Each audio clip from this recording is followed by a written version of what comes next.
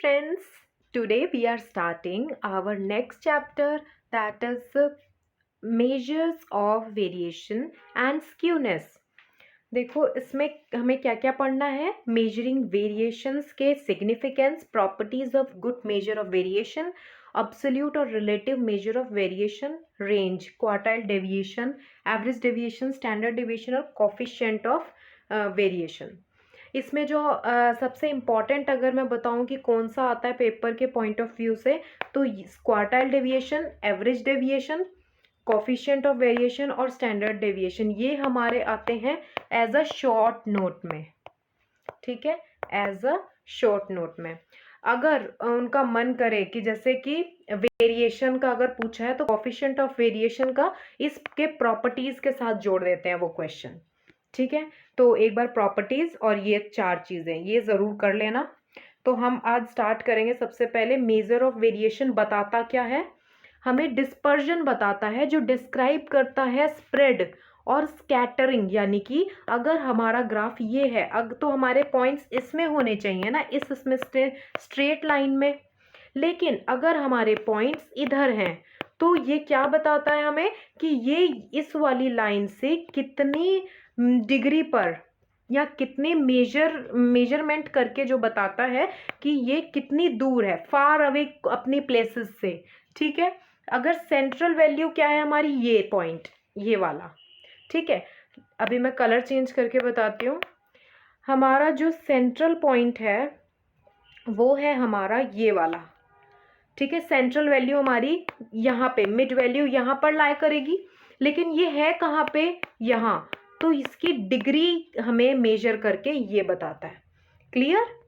Next है हमारा कि मतलब एक क्वेश्चन के साथ इतना सॉल्व करके बताया हुआ है कि हमारा क्वेश्चन है कि इंडिविजुअल वैल्यूज, देखो इंडिविजुअल वैल्यूज दी हुई हैं जैसे फर्म ए, फर्म बी और फर्म सी की.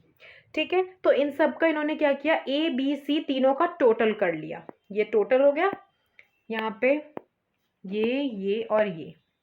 नाउ अगर एवरेज सेल्स देखा जाए ए बी सी की, तीनों की ही सेम है, इससे हम क्या कंक्लूजन निकालें कि इनका डिस्ट्रीब्यूशन पैटर्न सेल का सिमिलर है. ये हम देख रहे हैं ए में भी, बी में भी और सी में भी. इसलिए ये सेट ऑफ डाटा बहुत ही डिफिकल्ट है मेजर करना कि सेंट्रल ऑफ टेंडेंसी इन तीनों की क्या होगी. ठीक है, वेरिएशन नहीं निकाला जा सकता. देखो एक की तो भाई वैल्यूज ही 5000 5000 5000 है, एक की वैल्यूज इतनी क्लोज हैं, एक की इतनी डिफरेंट भी हैं, लेकिन इसमें वेरिएशन तो है काफ़ी. लेकिन एक अगर कम है तो दूसरा हमारा ज़्यादा भी तो है. तो अगर हमने इसका निकाला एवरेज तो हमारा क्या आया, 5000 ही आया तीनों का. तो इसलिए हम इसको मेजर नहीं कर सकते. ठीक है, नेक्स्ट है हमारा सिग्निफिकेंस ऑफ मेजरिंग वेरिएशन. अब इसकी इंपॉर्टेंस क्या है, हम अगर वेरिएशन को मेजर करें तो सबसे पहले तो ये रिलायबिलिटी. मेन वर्ड्स देख लो जो आपको हेडिंग बनाकर लिखने हैं. मेरा फंडा मैंने क्या बताया कि ऊपर हेडिंग जरूर डालनी है. ठीक है, ऐसे अगर आप हेडिंग डाल के अंडरलाइन करके लिखेंगे ना, दैट्स कूल, सो कूल. ठीक है, तो measuring variability determines the reliability of an average by pointing out as to how far an average is representative of the entire data. कितना दूर है वो, मैंने क्या बताया, एवरेज से कितना दूर है, यहाँ यहाँ यहाँ है तो ये कितना दूर है. ठीक है, नेक्स्ट है another purpose of measuring variability is to determine the nature and cause variation in order to control the variation itself. ठीक, इसका मतलब क्या है, वो मेजर करता है वेरिएबिलिटी डिटरमाइन करने के लिए कि उसका नेचर कैसा है और उसके कारण क्या है वेरिएशन के, in order to control the variation itself, ताकि वो खुद ही कंट्रोल कर सके जो भी उसमें चेंजेस हैं, जो भी उसमें अलग वेरिएंस क्या होता है कि हमने जो एक्चुअल वैल्यू सोची थी, एक्चुअल नहीं सॉरी ऑब्जर्व्ड वैल्यू जो सोची थी और हमारी जो एक्चुअल निकल कर आई, इनमें जो डिफरेंस होता है इसको हम क्या बोलते हैं, वेरिएंस. ठीक है, और वेरिएशन जो वो करता है कैलकुलेट, वो हमारे होते हैं लाइंस में, ग्राफ्स में. ये हमारा वेरिएशन होता है. जो इससे हटके यहाँ पे है, ये हमारा वेरिएशन है. वेरिएंस हम किस में यूज करते हैं, बजटेड सेल्स एंड एस्टिमेटेड, मतलब कि ये हो सकता है बजटेड भी, एस्टिमेटेड भी, और एक्चुअल सेल्स। जब हम इसमें डिफरेंस देखेंगे ना तो ये होता है हमारा वेरिएंस। ओके, नेक्स्ट है measure of variation enable comparison of two or more distribution. क्या करता है? इनेबल करता है, मतलब कि हमें योग्य बनाता है कि ताकि हम कंपैरिजन कर सकें दो या दो से ज़्यादा डिस्ट्रीब्यूशन में, जो कि रिगार्ड टू देयर वेरिएबिलिटी, कितनी उनमें वेरिएबिलिटी है, कितनी, देखो एक हमारी वैल्यू है 1200, एक हमारी हो गई 500, एक हमारी हो गई 100, इसमें वेरिएबिलिटी ज़्यादा है, या फिर 500, 480, 450, या फिर इसमें वेरिएबिलिटी ज़्यादा है?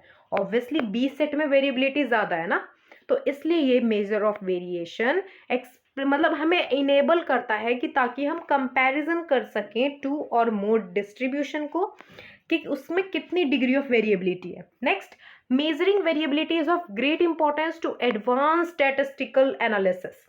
मैं एक बार ये फर्दर रीड इसलिए करवाती हूँ चैप्टर को, ताकि समझ आ जाए कि हाँ हमें अगर क्वेश्चन आ गया ना क्या लिखना है, दिमाग में बैठ जाते हैं, कोई अगर पढ़ा दे अच्छे से, है ना।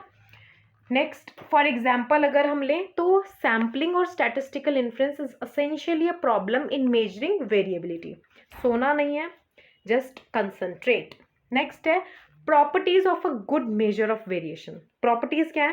पहली रेंज, एवरेज डेविएशन या एवरेज या फिर mean deviation, quartile deviation, semi quartile, और एक है हमारा स्टैंडर्ड। ठीक है, तो सबसे पहले हम चलते हैं अपने अब्सोल्यूट और रिलेटिव मेजर ऑफ वेरिएशन पर, जिसके पार्ट सभी निकलेंगे कि रेंज है, semi quartile, semi inter quartile है, और मीन डेविएशन है, क्वार्टाइल डेविएशन है, ये सब आएंगे। ठीक है, measure of variation either absolute और रिलेटिव। एक बहुत अच्छी बात बताती हूँ, एब्सोल्यूट और रिलेटिव में ना कंपैरिजन करना बहुत मुश्किल होता है। तो इसकी एक खास बात यह है कि ये हमारे एब्सोल्यूट यानी कि बेचारे अकेले अकेले हैं। Range, standard deviation, quartile deviation, ये तीन हो गए जैसे। तो अब रिलेटिव में क्या हो जाएगा? वो हमेशा साथ है, कॉफिशिएंट हमेशा साथ रहेगा रिलेटिव के। ठीक है, तो coefficient of quartile deviation, coefficient of range, coefficient of standard deviation, ये हो जाएगा हमारे। ठीक है, क्लियर। नेक्स्ट, रेंज क्या होगा हमारा? Range is defined as the difference between the highest values. Highest यानी जैसे हमारी एक वैल्यू है 950, एक है 750, एक है 900, एक है 1050, एक है 800। तो हमारी हाईएस्ट वैल्यू कौन सी है? 1050, और इसमें लोवेस्ट कौन सी है? 800। तो जब इसको लेस करेंगे तो क्या आएगा हमारा? रेंज। ये सबसे सिंपलेस्ट और इजी टू अंडरस्टैंड है। ठीक है, और दूसरी बात ये हमें आइडिया भी देता है वेरिएबिलिटी कितनी है डाटा में, सेकंड। और थर्ड पॉइंट है हमारा कि ये क्रूड फॉर्म है। क्रूड फॉर्म यानी कि जो हमारा एब्सोल्यूट वैल्यू आएगी सिर्फ उसी को शो करेगा, मतलब उसके आसपास अप्रोक्सीमेशन भी शो नहीं करेगा। क्या करेगा? Direct value, crude value. ठीक है, next, concept of range is extensively used in statistical quality control। quality control यानी कि अगर आपने कह दिया कि ये वाला जो प्रोडक्शन का बैच है, जैसे आपने बल्ब्स किए थे प्रोड्यूस, ठीक है, तो आपने कहा कि ये वाला बैच हमें 100% क्वालिटी दे रहा है, और इसी कंपैरिजन में आपने दूसरा बैच निकाला जो आपको 98.99% क्वालिटी दे रहा है। तो ये आपने कैसे निकाला? रेंज से, हाईएस्ट वैल्यू माइनस करके लोएस्ट वैल्यू। ठीक है, 2% का वेरिएशन आ रहा है, तो ये हमें करेक्ट वैल्यू बता रहा है ना कि ये 100% अच्छा है और ये 98.9 अच्छा है। तो इसका डिफरेंस कितना हो गया? 1.1 इसमें डिफरेंस वेरिएशन आ रहा है। ठीक है, तो कॉफिशिएंट ऑफ रेंज का क्या फॉर्मूला है? हाईएस्ट माइनस लोएस्ट, ये तो सेम रहेगा, अपॉन में हाईएस्ट प्लस लोएस्ट। ठीक है, नेक्स्ट अब हम चलते हैं अपने, ये जैसे क्वेश्चन दिया हुआ है, ये सो इजी। इसमें क्या बताया? डे और प्राइस है, और इसमें हाईएस्ट माइनस लोएस्ट करेंगे। हाईएस्ट कौन सा है हमारा? 750, लोएस्ट कौन सा है हमारा? 670, और अगर हमसे कॉफिशिएंट पूछा होता तो हाईएस्ट माइनस लोएस्ट, यानी कि 750 माइनस 670 और 670 प्लस 750। ठीक है, तो ये आ जाता हमारा coefficient of range. Next question है हमारा फ्रीक्वेंसीज के साथ। तो इसमें आपको सीधा सीधा कुछ नहीं करना, इसकी मिड वैल्यू निकाल लेना। मिड वैल्यू कैसे निकालोगे? 30 प्लस 40 अपॉन में 2। ठीक है, सिमिलरली ऐसे इसकी निकाल लेना। जो भी आएगा वो हमारी एक्स की टर्म आएगी, तो उसमें से देख लेना हाईएस्ट कौन सा है और लोएस्ट कौन सा है, जस्ट डिडक्ट। ठीक, नेक्स्ट है हमारा क्वार्टाइल डेविएशन। क्वार्टाइल डेविएशन को हम क्या बोलते हैं? Semi inter quartile range. अब ये मत बोलना कि इसमें क्वार्टाइल डेविएशन में क्वार्टाइल रेंज, क्वार्टाइल तो है नहीं, तो इसका मतलब सेमी क्वार्टाइल रेंज हमारा क्वार्टाइल डेविएशन नहीं है, ये रेंज की कोई दूसरी पीढ़ी है। तो ऐसा बिल्कुल नहीं है, क्वार्टाइल डेविएशन को ही हम सेमी क्वार्टाइल रेंज बोलते हैं, यानी कि Q3 माइनस Q1 अपॉन में 2। ठीक है, नेक्स्ट है हमारा कंपेयर। अगर हम करें by taking the average of the difference between the third quartile and the first quartile, Q3 third quartile और Q1 फर्स्ट क्वार्टाइल, इनको जब हम डिफरेंस करके और डिवाइड कर देंगे 2 से। ठीक है, तो ये ज़रूर लिखना है। अब देखो इनमें क्वेश्चंस कैसे होते हैं। ये हमें एक क्वेश्चन दिया हुआ है, ठीक है, इसमें हमें फ्रीक्वेंसी दी हुई है। सबसे पहले आप निकालो इसका CF। ठीक है, CF कैसे निकालोगे? इन सबको ऐड करके 1 बाय 1 ऐड करते चलो। ठीक है, 12 फिर हो गया हमारा 28, फिर हमारा हो जाएगा ऐड करके जब ये सब हो जाएगा। ठीक है, उसके बाद आप क्या करोगे? जो आपकी टोटल CF, जैसे इसकी आएगी हमारी 300। ठीक है, आप जब इसको ऐड करोगे तो अब देखो 300 है ना, यानी कि कौन सा फॉर्मूला लगेगा? n/4। अब जब आप n/4 करोगे यानी कि 300 अपॉन 4, तो क्या आएगा हमारा? 75, यानी कि 75th वाला। तो अब देखो मैं आगे समझाती हूँ। CF में 75th वैल्यू ढूंढेंगे, कहाँ है? यहाँ 123 में लाई कर रही है। तो अब हम इसका क्या करेंगे? लोएस्ट वैल्यू क्या है? लोएस्ट वैल्यू, इसका सबसे पहले फॉर्मूला सुन लो। Lowest value plus n/4 minus में जो आपने CF किया वो, डिवाइडेड बाय फ्रीक्वेंसी और इनटू में I, यानी कि क्लास हाइट। उनमें डिफरेंस कितना है? ठीक है, तो इसमें डिफरेंस कितना है हमारे? हमेशा 50 का है, तो बस 50 है, तो इजी है, करने में इजी होगा। नेक्स्ट L कितना होगा हमारा? ये हमने 123 लिया है ना, तो इसमें L होगा हमारा 950। 950, एक मिनट, 950 प्लस 9/4 हमारा आया था 75, और CF एक जो हमने जो चूज की है उससे प्रीवियस वाली लेंगे 67, अपॉन में क्या आएगी हमारी? फ्रीक्वेंसी, यानी कि 56। 56, और इनटू में कितनी हमारी डिफरेंस है? 50। ठीक है, अब उसके बाद जब आप इसको सॉल्व करोगे क्या आएगा हमारा? यहाँ आएगा 8/56।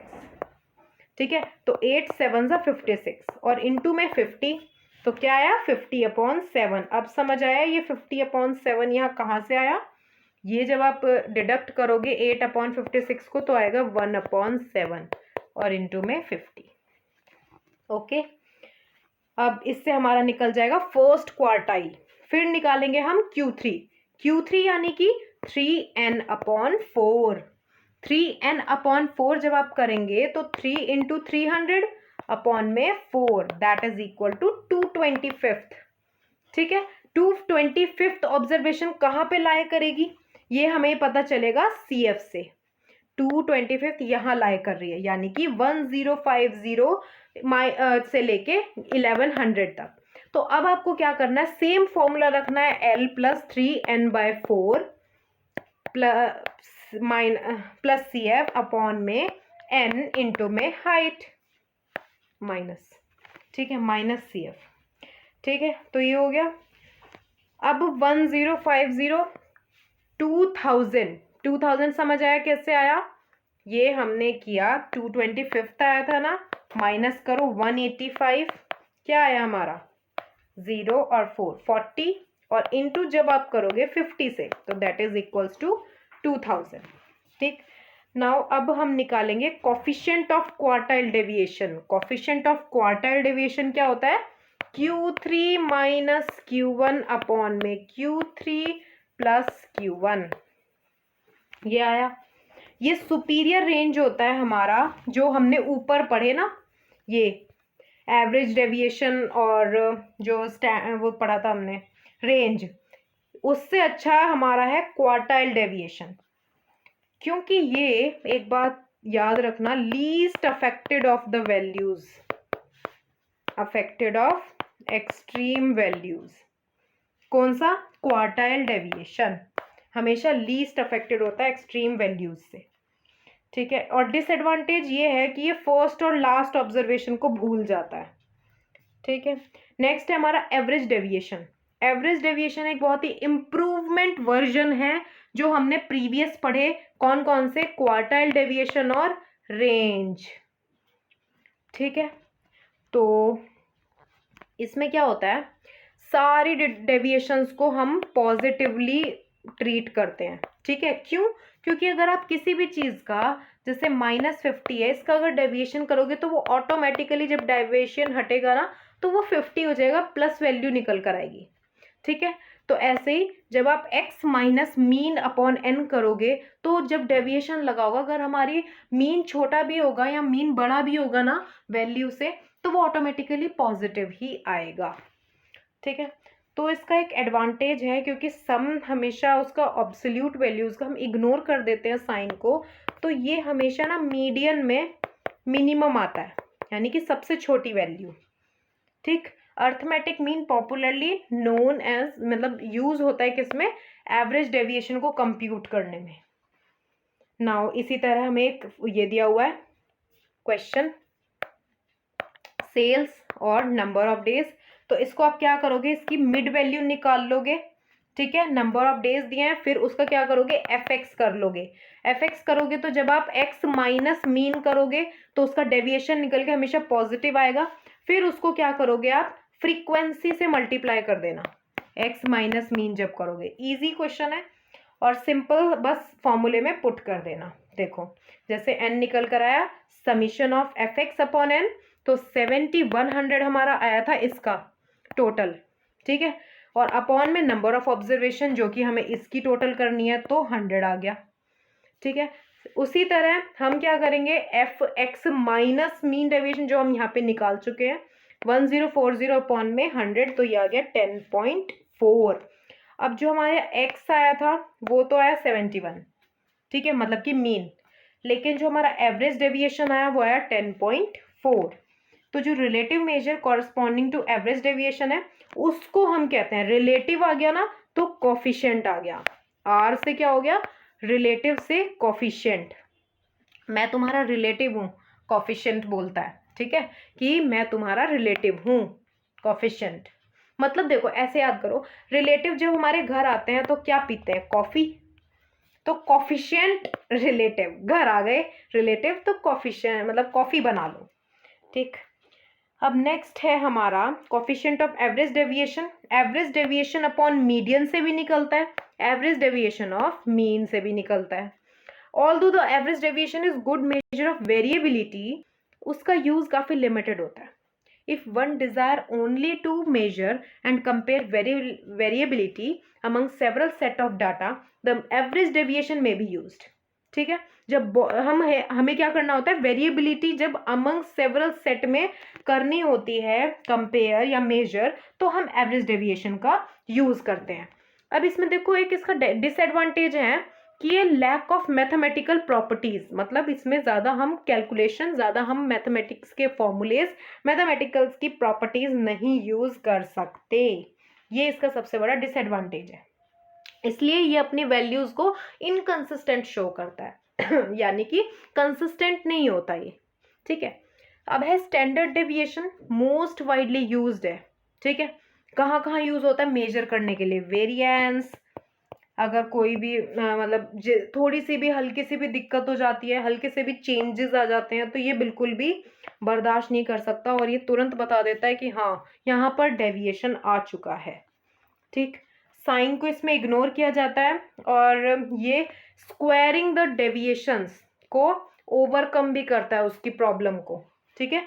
क्यों? क्योंकि वेरिएंस क्या होता है, ये होता है, लेकिन वो क्या होता है, ये स्क्वायर रूट कर देता है, वो सीधी सीधी वैल्यू निकाल देता है, वो ऐसे घुमा फिरा के अप्रोक्सीमेशन में नहीं देता, ठीक है।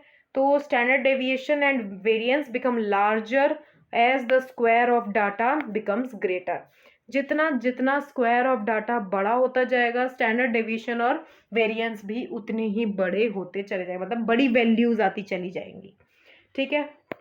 तो स्टैंडर्ड डेविएशन का फॉर्मूला क्या है, फ्रीक्वेंसी, जो भी आपकी वैल्यू है एक्स की, मतलब एक्स वैल्यू मतलब जो सीरीज होती है 1 2 3 4, जो ऊपर क्वेश्चन किया था ना, मिड वैल्यू निकाली थी वो, माइनस मीन उसका स्क्वायर अपॉन में एन, यानी कि टोटल नंबर ऑफ, मतलब जो एन होगा टोटल नंबर मतलब सम, ठीक है।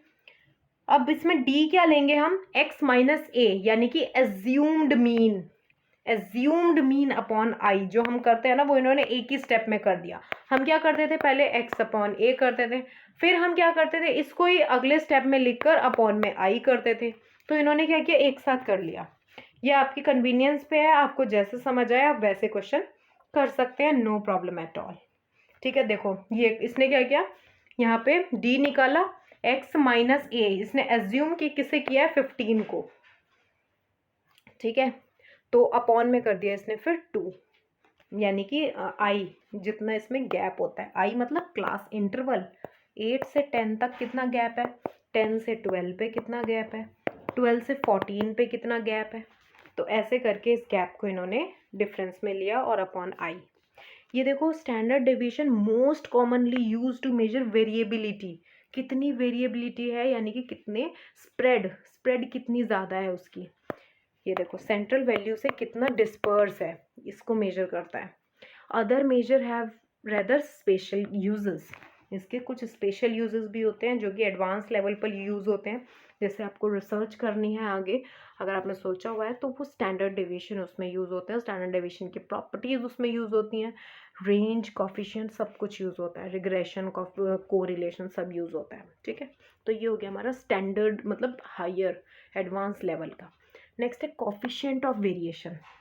देखो जब तक ये क्वेश्चंस को आप अपने हाथों से रजिस्टर पे सॉल्व नहीं करोगे ना, आपके यहाँ से आप सुनोगे और यहाँ से निकल जाएगा एक कान से सुन के, ठीक है। सो इट इज़ बेटर कि जब मैं क्लास लूँ तो आप साथ में कॉपी, पेन, रजिस्टर सब लेकर बैठें, और जो बताऊँ साथ साथ नोट इट डाउन करते रहें, ताकि बाद में जब भी आपको फ्री टाइम मिले उसमें जस्ट देखकर फॉर्मूले को, क्वेश्चन को, तरीके को देखकर समझ आ जाए। सो कोफिशिएंट ऑफ वेरिएशन क्या है, frequently use relative measure of variation is the coefficient of variation.